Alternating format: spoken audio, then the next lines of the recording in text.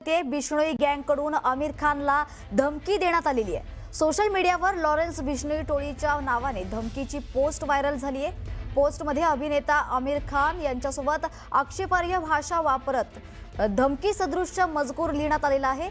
या पोस्टमध्ये लव्ह जिहादचा उल्लेख करत काही व्यक्तींवर गंभीर आरोप देखील करण्यात आले।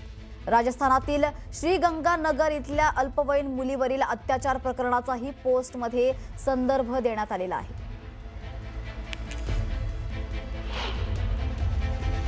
ये जो हमारे संस्कृति के खिलाफ हमारे देश में आमिर खान जैसे लोग लव जिहाद को बढ़ावा दे रहे हैं, इसको चेतावनी है कि इसकी हरकतों को हम कभी बर्दाश्त नहीं करेंगे। इसको और इसके साथियों को चेतावनी है कि जल्दी इनकी सांसें दबा दी जाएगी।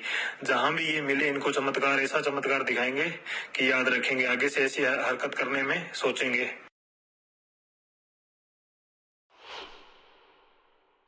सलमान खान आणि रोहित शेट्टीच्या नंतर आता बिश्नोई गँगच्या रडारवरती किंवा बिश्नोई गँगच्या रेंजमध्ये आता आमिर खान आलाय का असा प्रश्न उपस्थित झाला। त्याचं कारण म्हणजे सकाळपासून एक सोशल मीडिया पोस्ट आणि त्यासोबत एक कॉल रेकॉर्डिंग व्हायरल होत आहे, ज्याच्यामध्ये आमिर खानच्या तिसऱ्या लग्नासंदर्भातला उल्लेख आहे आणि ते लव्ह जिहाद असल्याचं म्हटलं गेलं आहे आणि त्याच्यामुळे आमिर खानला कुठेतरी त्या पोस्टमध्ये धमकी देण्यात आलेली आहे। सासे बंद कर देंगे असं सगळं म्हटलेलं आहे। त्याच्यामुळे कुठेतरी आता चिंतेचं वातावरण संपूर्ण बॉलिवूडमध्ये असेल ते निर्माण झालेलं आहे। मी सध्या आहे आमिर खान जिथे राहतो त्या इमारतीच्या समोर, मी सध्या आहे वांद्रे येथील पाली हिल रोड परिसरामध्ये आणि माझ्या मागे जी तुम्ही इमारत पाहताय विल्लोमोना म्हणून ही इमारत आहे आणि इमारतीच्या 5व्या मजल्यावरती आमिर खान त्याच्या कुटुंबासह राहतो।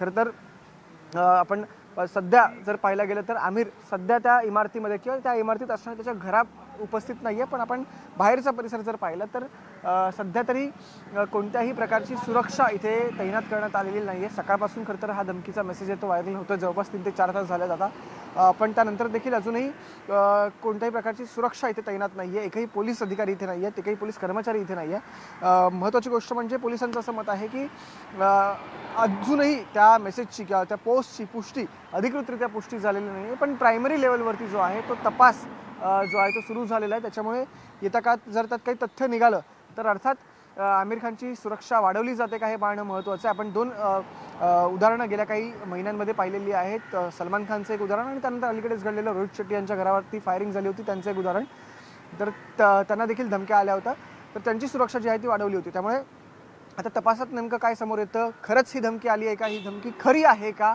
आणि आमिर खानला येत्या काळामध्ये सुरक्षा मिळते का किंवा त्याला सुरक्षा दिली जाते का हे पाहणं खूप जास्त महत्त्वाचं आहे। जर्नलिस्ट परमेश्वर शिंदे यांच्या समी संकेत वरक न्यूज 18 मराठी मुंबई।